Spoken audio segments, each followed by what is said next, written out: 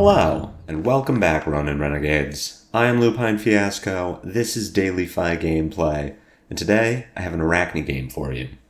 For anyone who is new to the channel, welcome to the Resistance. What we do here is review replays of games that I have played on the Talishar client days or weeks ago, after enough time has passed that I lose my bias and can more objectively judge the quality of my play. I will talk through turn cycles and give my thoughts on the lines that I would take, and compare that to what I did at the time of recording. We either learn from my mistakes or reinforce good play patterns with the overall goal of tightening and optimizing our gameplay in the future to take down paper events like ProQuests or Road to Nationals and walk away with that shiny, shiny cardboard. If you want to check out the list I'm using here or try it for yourself on Talishar, the FaB deck link is available in the video description below. While you're down there, if you haven't already done so, please consider subscribing to my channel. A YouTube subscription is the best free way to support me and to make sure you see daily FaB gameplay in your video feed 5 days a week. The best paid way to support me is through Patreon, and a Patreon link is also available in the video description. A Patreon subscription gets you daily FaB gameplay Discord access. Your name will be featured in every DFG video, and there are even more great bonuses to come. Daily FaB gameplay will always be free 5 days a week, so for those who can afford to patronize me, I truly appreciate it. With the preamble done, let's get into our sideboard and our game plan. We lose the die roll, and we will be going first in this matchup. The Ninja Assassin matchup always favors whoever gets to go second. They will get to block out on turn 1, then throw the first real attack on turn 2. This is not going to affect how we sideboard in this matchup. What will affect how we sideboard is my overall shift in philosophy on how FaB plays against assassins.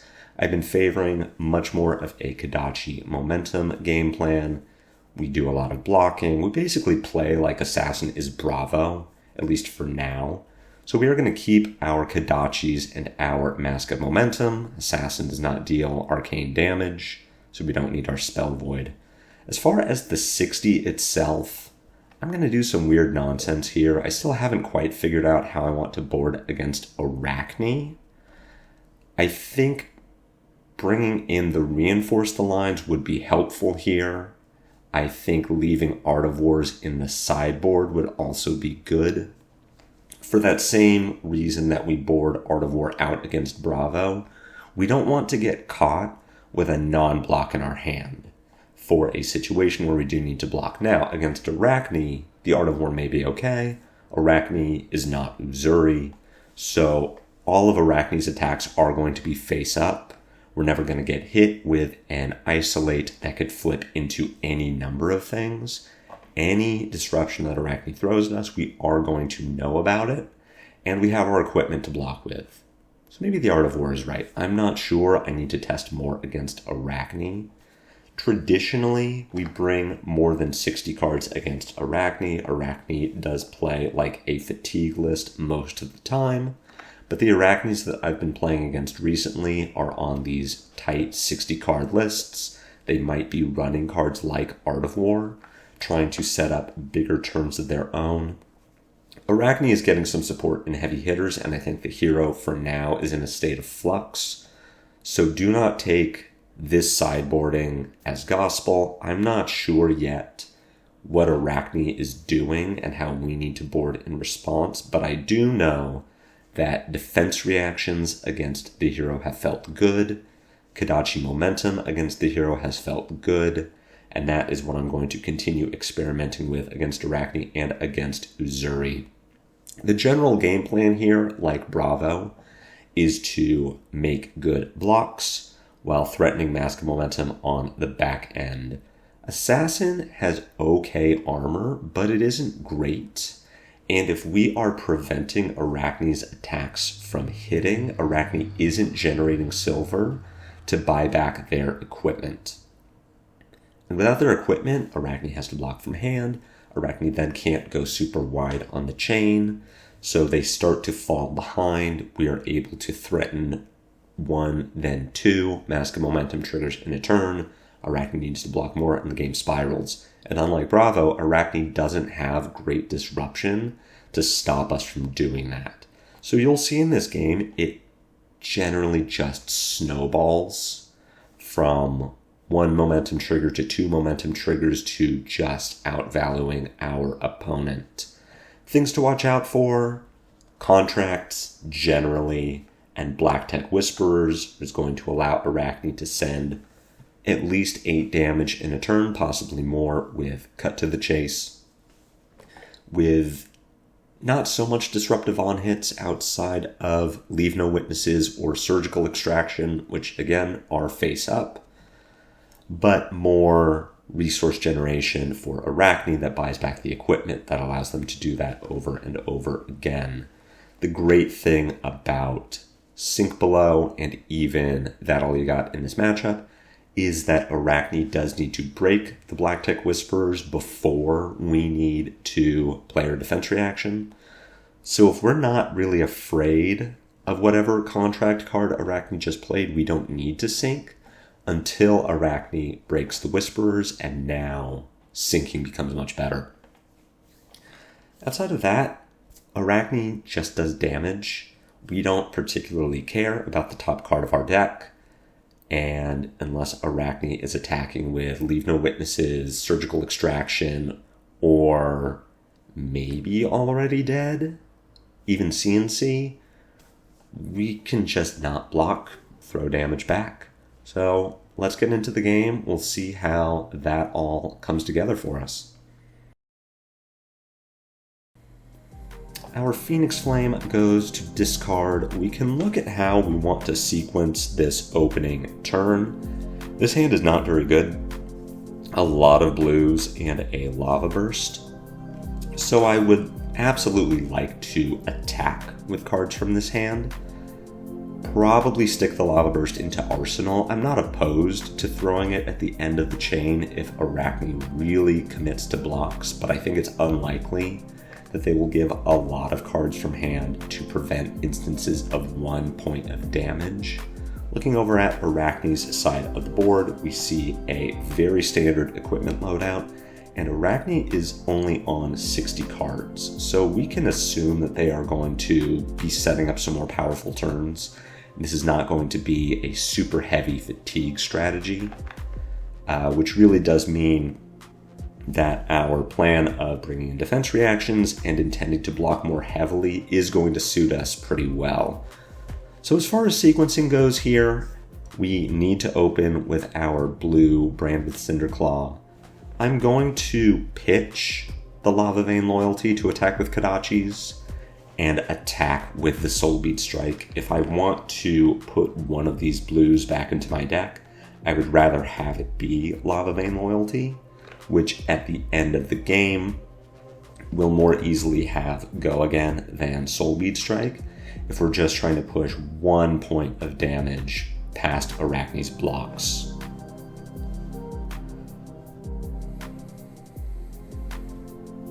I'm not concerned about arsenaling the Lava Burst here. A Command and Conquer or a Leave No Witnesses has the potential to ruin that plan, but we do have our armor available if we need to block.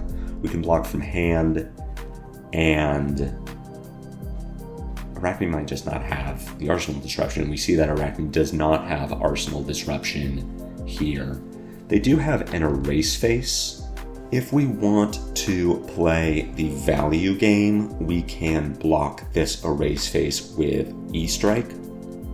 We prevent 3 points of damage. On our turn, we attack with Kodachi, Brand, get some sort of block out of Arakni, then Lava Burst for 6, and Arsenal our Snatch.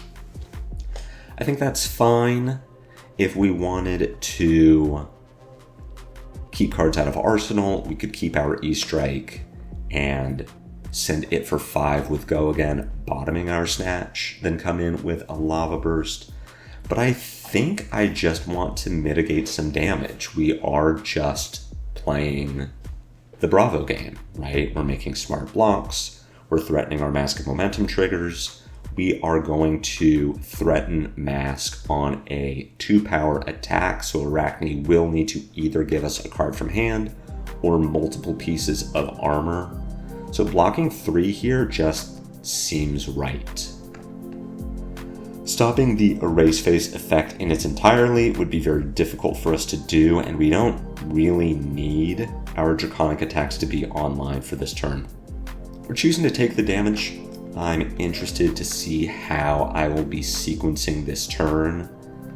The reason I would have liked to block with the E-Strike there is that I think it gets more value on defense than on offense, considering that we already have 2 finishers in the forms of Lava Burst and Snatch. Arsenaling a Snatch is fine. Coming in for 10 damage overall with an Arsenal off of 3 cards in hand is totally fine. So I'm curious to see how I'm going to use this Lava Burst. This E-Strike, I suspect this is going to be 2, 1, 5, go again, bottoming the Snatch, then 1 Lava Burst. With a Frailty Trap now killing our Kodachis, the sequencing becomes a bit easier. This turn is going to look like Brand with Cinderclaw, E-Strike for 5, go again, threatening Lava Burst at the end of that. If Arakni blocks the Brand or the E-Strike, we can just pass the turn. We don't need to Lava Burst out of Arsenal. It is only if Arakni gives us the opportunity to draw for Mask of Momentum that we are going to play the Lava Burst here. Arakni just gives us some armor and takes damage anyway, so Burst coming in for 4, threatening a Mask of Momentum draw, which Arakni does give us. Interesting. We'll draw that all you got and put it into Arsenal. We draw into kind of a weird looking hand here. We wouldn't mind not blocking Kodachi, Bleed Out, Rising Resentment is really strong if both of the Kodachis hit, but with a Surgical Extraction coming from Arakni, it's really unlikely to do so. We just can't let Surgical Extraction hit. If Surgical Extraction hits, we assume that Arakni will take that all you got out of our hand, which completely ruins our turn, so we will need to block. There are a few ways we can do it. We could block with both of our bleed outs, but I would like to use that all you got from Arsenal. So what I might want to do here is block with a single bleed out, block with that all you got from Arsenal, prevent the Surgical Extraction damage, then on our turn pitch the remaining take in hand for Kodachi, bleed out, Arsenal, or play our Rising Resentment based on what Arakni does. So we're going to block with a single bleed out and pass to reactions. Arakni has a Shred, which is sort of problematic. It does mean that we still don't want the Surgical Extraction to hit, so I actually am going to play both tags here and prevent 4 and the on hit. The thought process being that if we block 3 from Arsenal or even from hand, we don't get a turn. If we block with tag from Arsenal, then Surgical Extraction takes the tag from our hand, we Rising Resentment for 3, and Arsenal bleed out. We still lose both cards and take a point of damage. Same thing if we take from hand, we lose our Rising Resentment. We're stuck with this bleed out. I guess we could pitch it for a Kodachi, but if we don't play both tags here, we just take damage and lose resources for really no benefit. If Arakni is going to give us Mask of Perdition as well, then blocking all of the surgical damage is just added value for us. Now, neither tag draws us a card, which is unfortunate, but we are blanking a lot of the power of Arakni's turn. On our turn, we get to attack for 3, and we get an Arsenal. So it was a weird block. I would have preferred not to need to do that, but The shred forces our hand, so we just need to play for the best possible outcome.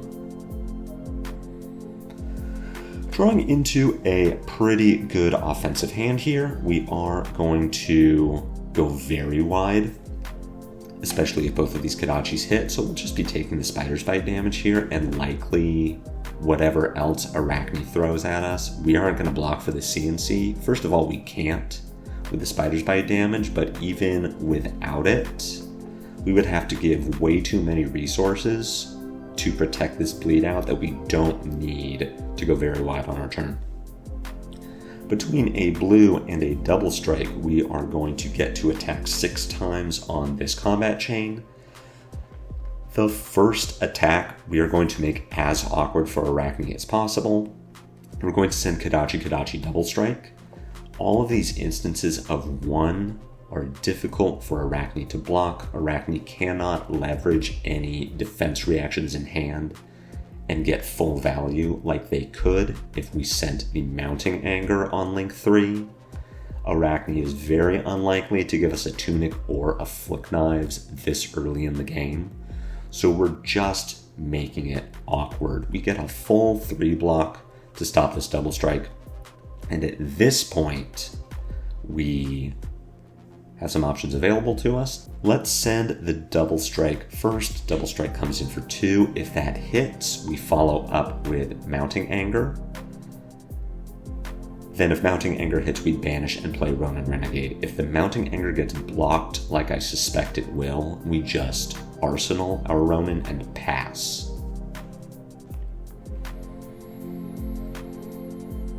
But we're either getting 2 cards from Arakni to stop this Mounting Anger or the defense reaction that I think they should have. They give us a very early Flick Knives, which is a huge win for us. Flick Knives has such great potential to end a game that having it out of the way now is just incredible value for us. I think this is a huge mistake from Arakni. Even letting this Mounting Anger hit and generate value from Ronin Renegade and Mask of Momentum has to be better than giving Flick Knives this early. I don't know what Arakni is going to follow this Spider's Bite with, but blocking with this Surgical Extraction instead of pitching it for this Spider's Bite has to be better than giving Flick Knives this early. As far as this Spider's Bite, we aren't going to block it. We're very de-incentivized from ever blocking Spider's Bite unless it is lethal damage or we need to be able to block. Leave no witnesses out of Arsenal. I get why Arakni wanted this Spider's Bite to proceed, the leave no witnesses, but Flick Knives is just huge in this matchup. I think this is a huge mistake. As far as blocking this leave no witnesses, I want to give armor. I want to give Flamescale Furnace and Shuko, and losing Shuko early feels bad as well, but look at this hand. This hand is incredible if we keep this Ronin Renegade. We get to play Ronin Renegade from Arsenal, follow it with Rising Resentment. If Rising Resentment hits, we banish Spreading Flames, which we then get to play for free, and even if Rising doesn't hit, we get to pitch Salt the Wound to play Spreading Flames, then our Phoenix Flame comes for 2, and our Lava Burst comes for 7. We get to work a Kodachi in there. So we really don't want to block this, leave no witnesses from hand, and we don't want to let it hit. So we are going to leverage our armor here. Shred from hand is brutal for us. Shred on the Flamescale Furnace triggers the Temper, and we lose our arsenal to this leave no witnesses, but it's something I'm willing to play around. It's something I'm willing to accept the risk for. Arakni doesn't have it, so we have a very strong turn coming up.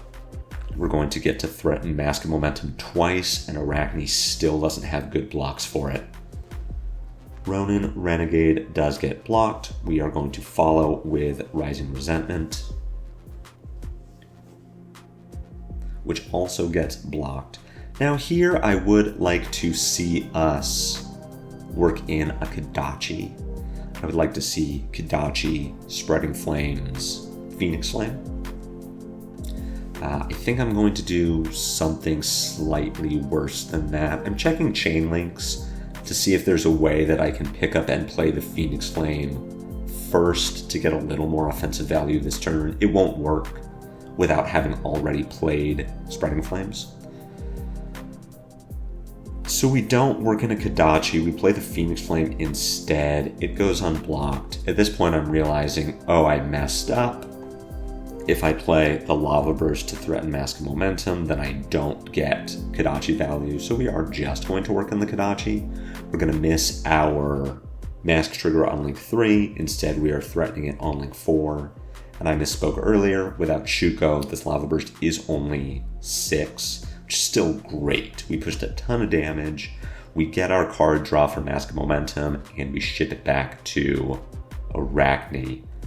Erase Face for 6 is not particularly relevant as far as the on-hit. It is relevant as far as this hand is not good, and I would like to do some blocking to make this hand better.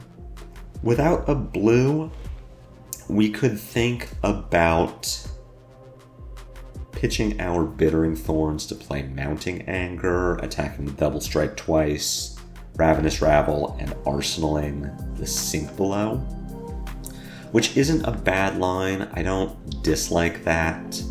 What I maybe like more is sinking this Erase Face and bottoming our Bittering Thorns to look for a blue or a yellow, or at least something that costs 0. I think that is our highest value line, and considering our life lead and the fact that we are really starting to snowball here, that is the line I want to take. I want to take a more tempo-based line with this sink. I'm gonna block with the Bittering and the Sink Below. I think this is a mistake. It isn't the worst thing I've ever done. It isn't a really brutal line. It is just missed value. We didn't need to prevent the on-hit from that Erase Face. It wasn't relevant. What is relevant is that we lost a card from our hand for no value, and now this Mounting Anger is still stuck in Arsenal. So we get a ton of value from Arakni as they use Frailty Trap to block a Double Strike. We don't need the Frailty. We weren't planning to play this card from Arsenal or attack with either Kodachi, so we gain a lot of value here. But overall, an extra card in hand might have made that turn just so much better. Leave No Witnesses coming in for 4. We can decide whether we want to protect this Mounting Anger or if we just want to keep this hand. And with the cards in our hand, I'm pretty inclined to just take this 4. We lose our Mounting Anger in Arsenal. We potentially lose a card off the top of our deck that generates silver for Arakni, and that is a shame. Arakni has the black tech. We may be looking at a Codex as well.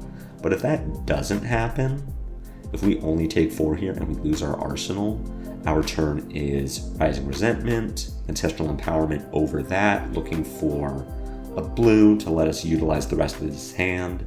But even if we draw something not very good, we can just pitch our yellow to Command and Conquer and Arsenal whatever the Ancestral drew for us.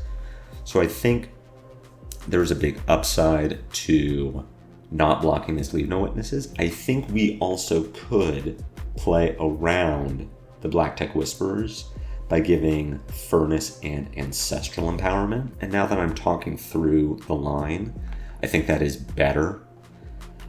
Black Tech here needs Leave No Witnesses to hit. And the big scary turn is Leave No Witnesses, Black Tech, Codex. And if we block the Leave No Witnesses, we are forcing Arakni to have exactly Shred. And I think that's okay. So if I'm making this call now, I am actually blocking this Leave No Witnesses for 4.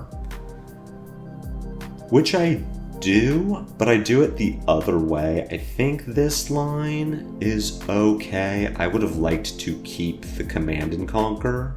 I think we threaten a little more damage and a relevant on-hit on that last turn. Instead, we are just going to take a Mask of Momentum line. Should briefly address Spreading Flames. Spreading Plague, we don't care. That's fine. We'll take 4.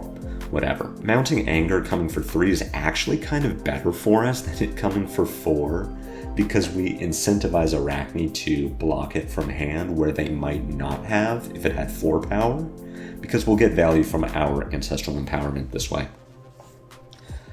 Putting Mounting Anger up to 4 power gets 1 point of damage on Arakni. We can banish, then play our Rising Resentment for 4. Blaze Headlong is an incredible draw off the top of our deck. We are just going to get to push some damage. At this point, I decided to end the turn and arsenal the Blaze Headlong. I don't agree with this line now. If I was taking this turn now, I would attack with the Blaze Headlong, then pick up and play Phoenix Flame. We just get 5 more damage. Yeah, Arakni might have Codex of Frailty. If we arsenal this Blaze Headlong, we are playing around Codex, but we're also signing up to protect our Blaze Headlong from a Leave No Witnesses. If we just throw 5 here, okay, Arakni plays Codex, gets back Leave No Witnesses, we lose our arsenal, but we are at an 18-point life lead over Arakni. Arakni's at 8, and we can say, okay, you get our arsenal and we'll just kill you. So I think this play is fine. We are playing around Codex. We're setting up a strong 5-card hand on our next turn, but we are also not getting 5 points of damage where we can, and we're signing up to have to play around Leave No Witnesses. Sack the Shifty here, coming for 4. The damage is not really relevant, neither is the top card of our deck, so we are not going to block. We are signing up for Black-Tech Whisperer's Codex, but we did play around the Codex by leaving Blaze Headlong in Arsenal. So now we can decide whether we want to give it up or stop this Leave No Witnesses. With the cards we have in hand, I don't hate letting Leave No Witnesses hit. Unfortunately, we have Frailty. So if Frailty wasn't on the table, we give up our Blaze Headlong, we Kodachi, Ronin Renegade, Ancestral Empowerment over the top of a 3-block, either play the card we draw or arsenal it and Salt the Wound to end the turn. But that is off the table. I'm going to block Leave No Witnesses with Mask of Momentum and Warmonger's Diplomacy. We protect this Blaze Headlong in Arsenal. Our turn is still going to be Ronin Renegade, Ancestral Empowerment, Blaze Headlong. Maybe we get to use that last card that we drew. Maybe we just Salt and Arsenal. But we get more damage by giving up our Mask of Momentum than we do by keeping it, and Arakni is low enough on life that I'm not expecting to ever trigger Mask of Momentum again. Here we are just going to play out Blaze. We are going to play this Lava Vein Loyalty. That is our 3rd Draconic Link. So we could pick up and play Phoenix Flame, then finish with Salt the Wound. So just threatening damage. That's all we're doing at this point, is making Arakni block. There is no more Mask of Momentum value. We aren't drawing cards. We are just presenting damage. The on-hit is death. Arakni coming for just 4 and banishes a card off the top. We don't care. We draw a Salt the Wound, a blue, and 2 0-cost go-again attacks. We're just going to go very wide on this turn and threaten a bunch of damage. Cut to the chase from Arsenal is not relevant. We'll take our 5. Sequencing here doesn't really matter. There is no more Mask of Momentum as long as we're just playing out the hand. Kodachi, Ronin, Blaze, Headlong, Phoenix Flame, Salt is a lot of damage over a lot of chain links. Leading with the Kodachis, where we can, is smart. We play around Frailty Trap.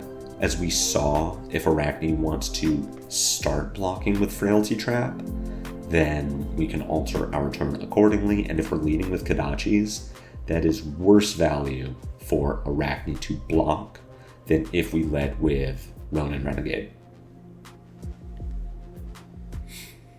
Arakni draws into a very clunky hand, 2 D-Reacts and an Oasis Respite.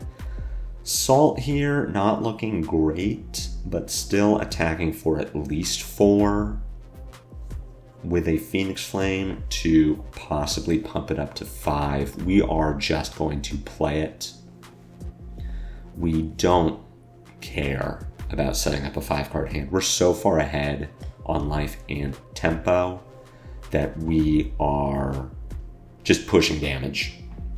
Now, how do we want to push damage with this hand? We still have our Snapdragons, so we do have a line available to bottom a card to our Enlightened Strike, to draw a card and snap the E-Strike, which I like doing here. I like playing Brand with Cinderclaw, then E-Strike, bottom CNC, draw a card. We're looking for a blue that would let us attack with both Kodachis and Mounting Anger. But even a red off the top lets us play Mounting Anger, then activate FaB for free to pick up and play the Phoenix Flame. Overall, that line threatens a minimum of 13 damage, which Arakni has to block basically all of. We draw into a red, which is a little unfortunate, but still pushing a lot of damage this turn. Arakni will need another D-React to stop the Mounting Anger on hit or give us both cards from hand. Either way, we're threatening at least 1 more point of damage with the Phoenix Flame, and Arakni can't do anything to stop us.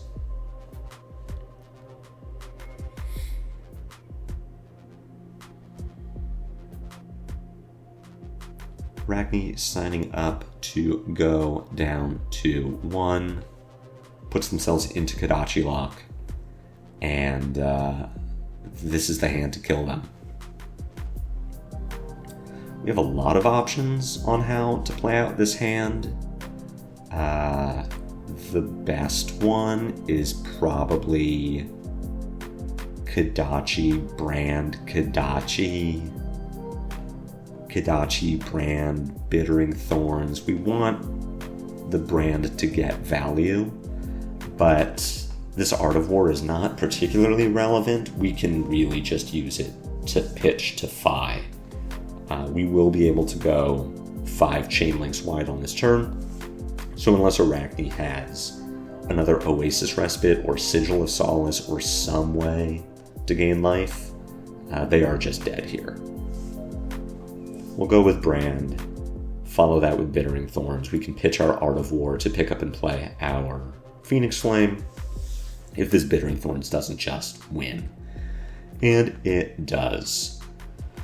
So the game comes to a close. I think Arakni made some misplays over the course of this game, perhaps didn't leverage their cards as well on offense as they could have by using them on defense, or vice versa. Giving the Flick Knives early may speak to an inexperienced Arakni. I'm not an assassin player, I can't judge. I do know that when I lose to Uzuri, it is usually off the back of Flick Knives to close out the game. But overall, I think a defensive FaB strategy here, playing the matchup like it is Bravo, was really good and was better than I was expecting it to be. So I'm glad that I tried it out. I do want to tune the sideboarding into Arakni. I think it does look different than Bravo or Uzuri. But I wanted to show you this game and show you that blocking as FaB is viable, and we had a lot of life left at the end of this game. I think we used our life and our cards and our equipment very well, and I'm really setting the stage for the next few Assassin games. I'm going to show you where we do use this same Kadachi momentum, mid-rangey strategy to good effect. So I hope you enjoyed this game, and I hope you learned something. If so, head jab that like button for me. My comments are always open for any questions or feedback, and I will be back next week with more daily FaB gameplay. Until then, have a great weekend, have a happy New Year's, and take care.